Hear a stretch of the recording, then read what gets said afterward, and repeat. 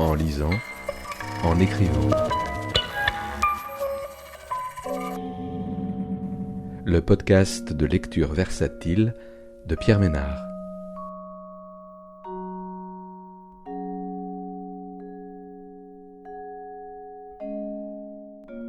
Aujourd'hui, les dernières écritures d'Hélène Zimmer, parues aux éditions POL en 2025. Professeure de français, Cassandre choisit de remplacer les classiques scolaires qu'elle a l'habitude de faire étudier à ses élèves par un livre qui décrit l'état alarmant de la planète. Lorsqu'une de ses élèves tente de se suicider, Cassandre est alors accusée de harcèlement moral et traduite en justice. Son procès occupe le centre du récit. On y croise l'enseignante, ses avocats, ceux de la partie adverse, mais aussi un scientifique désabusé qui a participé à l'écriture du livre. Les vies personnelles de ces personnages, déjà fragiles, résonnent étrangement avec le chaos écologique qui les entoure.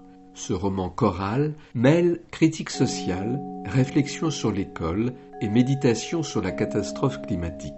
L'écriture vive et parfois ironique met en parallèle l'effondrement intime des personnages et celui du monde tout en interrogeant la possibilité de transmettre et de continuer à vivre dans un contexte de fin annoncée. 24 mars. En plantant la clé dans la serrure ce matin, je me suis mise à suffoquer. L'impression de m'enfoncer dans un goulet d'étranglement. Je me suis senti devenir rouge devant les élèves. Ils s'en sont vaguement inquiétés. « Ça va, madame ?» J'ai pensé burn-out. Le truc me tombe dessus après une rupture normale, un peu comme de choper la crève après un licenciement, en mode double peine. Ton immunité sociale se plombe, ta santé s'effondre. Je restais là dans le couloir, tentant fébrilement la clé d'aluminium. Je n'étais pas une maîtresse SM, juste une prof exsangue. J'ai fini par m'adosser au mur, en répétant à voix haute « ça va aller », pour moi et les élèves. J'ai tendu la clé à l'une d'elles, demandant qu'elle ouvre à ma place. Tout cela n'était sûrement qu'un mal pour un bien. Cette histoire de rien du tout avec un homme dont la fécondité ne s'exprimait que sous la contrainte et par surprise devait être un pont vers une vie meilleure. Je ferais un bilan de compétences pour me réinventer. Talon gauche contre le mur, en posture du guerrier, j'imaginais ma reconversion en prof de yoga. À moi la vie en legging sous perfusion de thé vert. « Madame, il vous arrive quoi ? C'est ouvert là, ça fait 1 heure. » Leur don pour l'exagération me surprend toujours. Je suis entré dans la classe. En ouvrant mon sac sur le bureau, j'ai trouvé ce que j'y avais glissé la veille. Mon ordinateur, les essais de Montaigne et les confessions de Rousseau. Les élèves faisaient leur vie. Lancers de gomme, débriefs du week-end, insultes et déclarations d'amour, le tout en musique. Ils sont tellement plus mignons comme ça, heureux qu'un événement interrompe leur routine, qu'avec leur mine de déterrés quand ils m'écoutent racler le fond des pensées montaigniennes. Qu'est-il plus farouche que de voir une nation où par légitime coutume la charge de juger se vende, et les jugements soient payés à pur denier comptant, et où légitimement la justice soit refusée à qui n'a de quoi la payer, et est cette marchandise si grand crédit qu'il se fasse en une police un 4e état, de gens maniant les procès pour le joindre aux 3 anciens de l'Église, de la noblesse et du peuple. Ma bouche ouverte attestait de ma bonne volonté. Le silence total qui en émanait disait mon impuissance. Il me fallait une ITT. Tout stoppé. Une chaussette roulée en boule atterrit sur mon bureau entre les confessions et les essais sans que je puisse voir qui l'avait lancée. Je la déroulais en espérant trouver un pochon de drogue, un cristal aux vertus magiques, qui aurait pu m'aider à me reprendre. Mais la chaussette était aussi vide que moi, les élèves se marraient, comptant plus. Azur était en train de se filmer. Le gamin est une star sur les réseaux. Il est commentateur de jeux vidéo. Il y a quelques fans en salle des profs. Pendant qu'il parlait à son téléphone, d'autres regardaient par la fenêtre. Léa, avec son air toujours absent, semblait absorbée par le château d'eau. Sa mélancolie était contagieuse.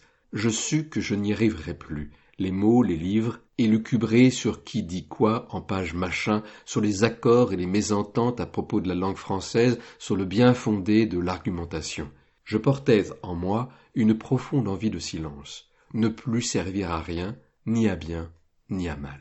Table remuante, cours qui volent, téléphones en partage. Devant moi, 34 élèves, entre 13 et 15 ans, manifestaient leur envie profonde de vivre. J'étais persuadé qu'eux aussi ne voulaient que ça, ne servir à rien ni personne. Bon, on s'en va, nous, madame. Même monsieur Zelazny, il parle plus que vous. Zelazny, ce prof d'anglais qui se sert de son curseur pour expliquer ce qu'il projette au tableau sans jamais ouvrir la bouche. Même en salle des profs, mutique. « Y a quoi, madame? Vous êtes trop chelou en vrai. » Alban s'était mis debout sur une table, cagoule sur la tête, il mimait un massacre. « Madame, vous savez, il peut nous tirer dessus en vrai. » Faire rasseoir Alban tout de suite, intervenir. Après tout, c'était ça mon job, garde-fou entre la police et l'éducation spécialisée. Faire quelque chose, agir. J'ai laissé sortir ma voix et, sans préméditation, j'ai annoncé « On va étudier le bilan ». C'est sorti tout seul, le bilan, dont j'ai lu quelques extraits dans la presse. J'ai répété l'info plusieurs fois. Changement de programme, allô, information, klaxon, c'est le bilan qu'on va étudier. Un bouquin écrit par une cohorte de scientifiques. Lâchez Rousseau, que nombre d'entre vous écrivent encore Rousseau. Oubliez Montaigne, que vous orthographiez presque tous Montaigne. J'ai fini par capter leur attention.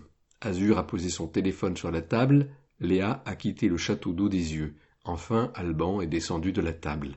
Il a retiré sa cagoule pour mieux se faire entendre. « Moi, j'ai acheté Rousseau. Vous me devez 12 €, madame. » Je l'ai rassuré d'emblée. Le bilan est en téléchargement libre. « Quand même, du coup, l'autre, je l'ai acheté pour rien. » Une autre voix a pris le relais. « C'est clair, le bilan, c'est pas dans la biblio. » Là, sincèrement, ça m'a touché. Au moins quelqu'un qui avait jeté un œil à cette liste que j'avais pondue en début d'année.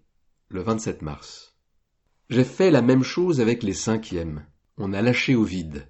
Question style, ils perdent au change. Les conclusions scientifiques sur la fin du monde sont ardues comparées à la prose du poète latin. Mais quand on se force à tourner les pages de ce compte à rebours funeste du globe, on comprend qu'on accède à un nouveau langage. Le bilan s'écrit comme une longue et irrémédiable fin. Il commence là où les autres livres se terminent et déroule des phrases qui savent qu'elles n'ont aucun avenir. Le poète des Métamorphoses et les auteurs du bilan rendent compte, à leur manière, des bouleversements de leur temps. En quoi leurs écritures se distinguent-elles? J'ai écrit le sujet au tableau. Les élèves s'y sont attelés pendant la demi-heure restante. Extrait choisi. Je les connais pas. Il faut aller leur poser la question, madame. Ils ont voulu faire le bilan du monde change, et donc ils se métamorphosent, comme l'a décrit le poète Ovide. Confusion très pertinente entre le père et le poète. Les scientifiques, ou plutôt scientifliques, sont payés par l'État qui nous la met bien profond. Cette copie, il s'agit bien de l'intégralité du devoir et pas seulement d'un extrait, m'a été envoyée depuis une adresse inconnue. Parmi les 37 élèves, je dirais Joy. Je ne vois pas qui d'autre pourrait m'envoyer une phrase entière sans faute d'orthographe. Bien sûr, on peut d'un côté croire que les scientifiques ont voulu faire le pastiche du grand livre d'Ovide. Il s'agit cependant des métamorphoses mondiales, alors qu'Ovide faisait les métamorphoses d'un monde disparu, c'est-à-dire l'Antiquité. D'autre part, on peut aussi penser que les scientifiques ont voulu aller plus loin en faisant quelque chose de notre présent.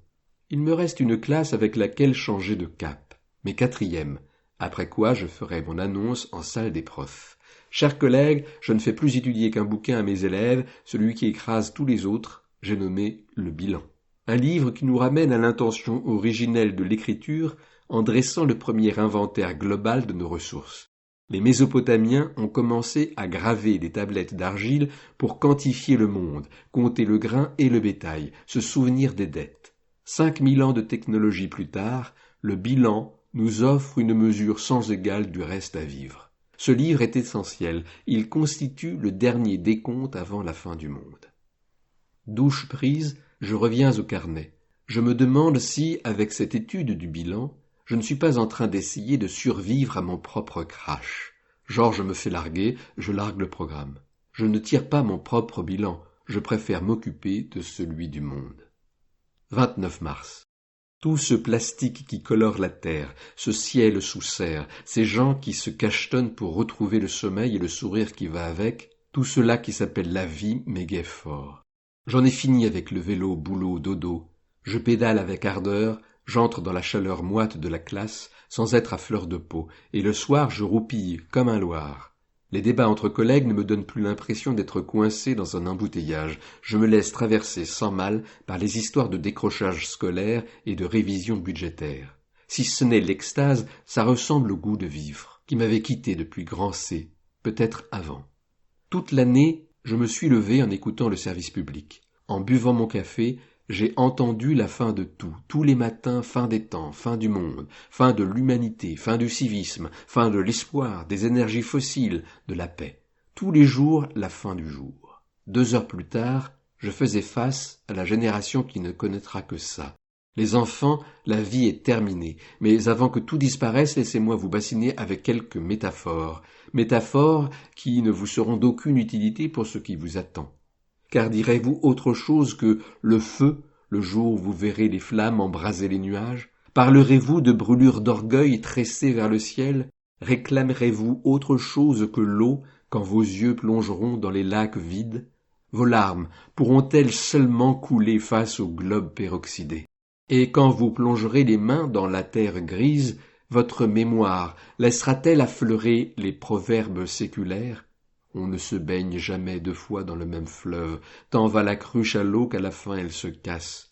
Aurez-vous peur de rester en carafe, dépourvu de bons mots, ou fuirez-vous sans vous poser de questions?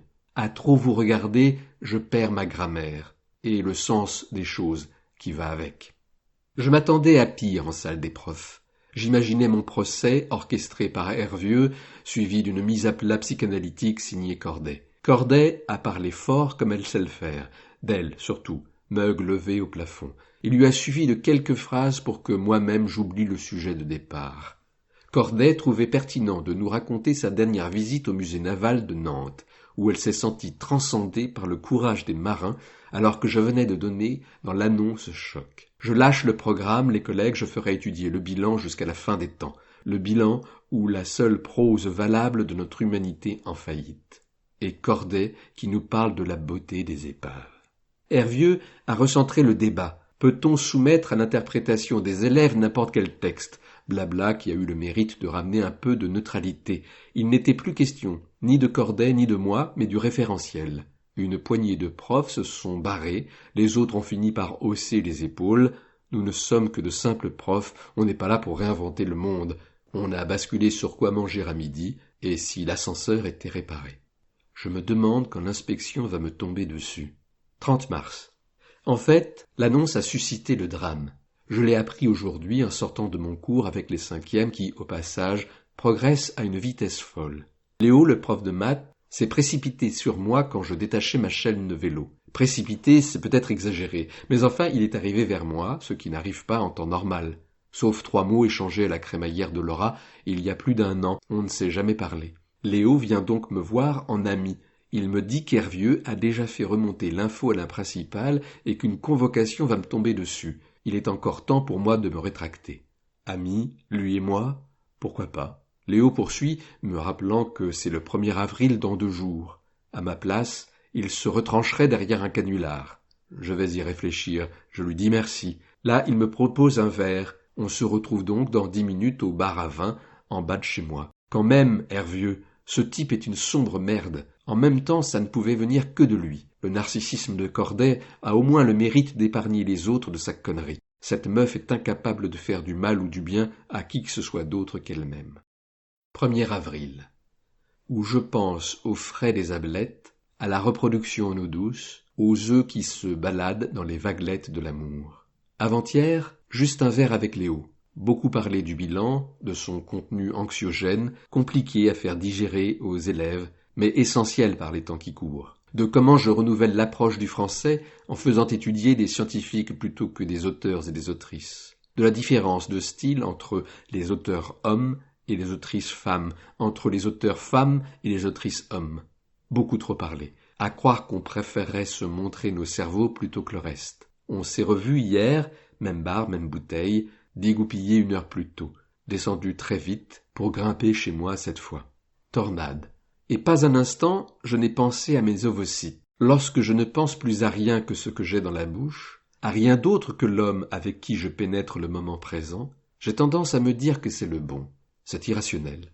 Il m'offre le vide, je lui donne tout. On est passé du canapé au lit. On s'est attrapé plus langoureusement que dans le salon.